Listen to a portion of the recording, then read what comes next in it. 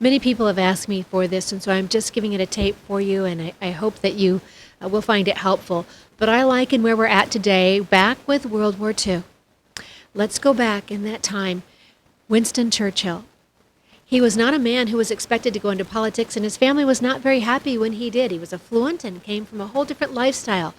And here during the war, he was going to find himself in a bunker, hunkered down below level, ground level, with the bare minimum essentials. But he felt called to do it. Many didn't, as I said, find him as a man that they would think a good candidate for such a role in politics. He was bold, he was brash, and he was sometimes ill-behaved. We know from the history books that there must be enough truth to this story that it probably did actually happen. It was an evening of some type of an affair with a lot of decorum and pomp and circumstance in 1946, and it's said that a woman by the name of Bessie Braddock walked up to him and said, "Sir, I do believe you are drunk." And he said, "Madam, I do believe you are correct. But tomorrow I shall be sober, and you shall still be ugly." Oh, he was bold. He was brash, and he was sometimes ill-behaved. And yet, because of Winston Churchill, World War II ended so much better for millions of people, not just in the UK or the US, but across the globe. The death and destruction of the Holocaust ended because of one man's conviction and others who joined him.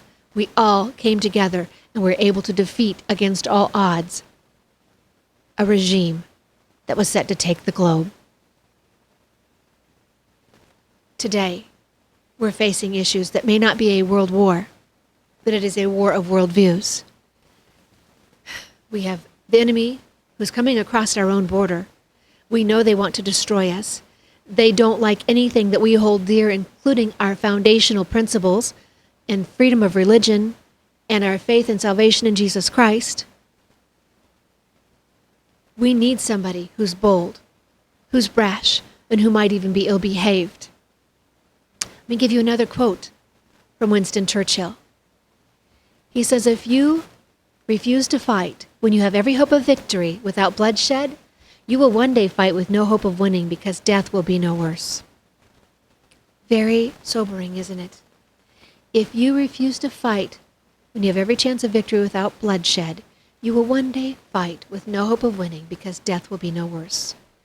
That's where we are, my friends.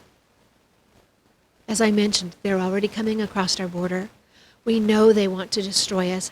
They despise everything we hold dear.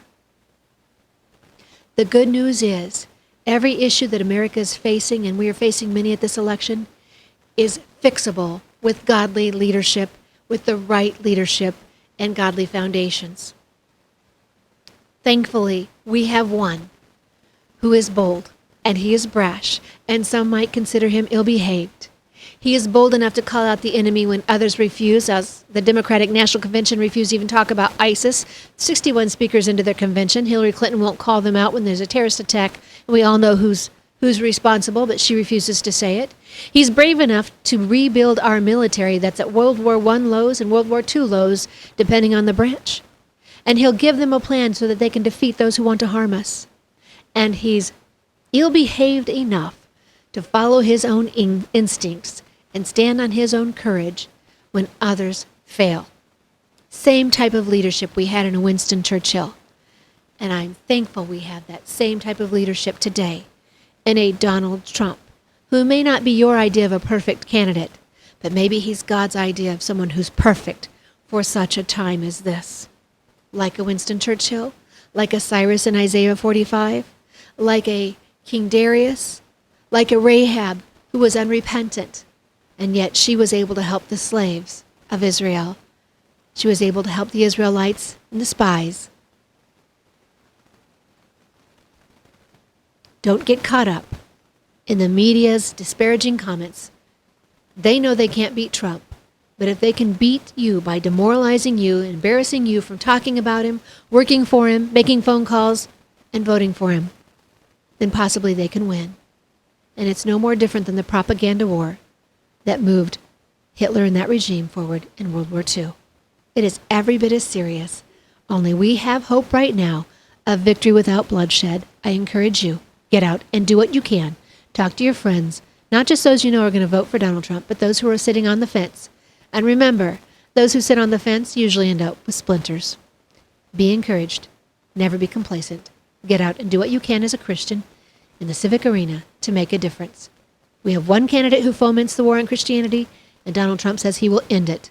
One candidate who promotes death in the womb, and one who says he'll stop it. One who says nothing about constitutional justices.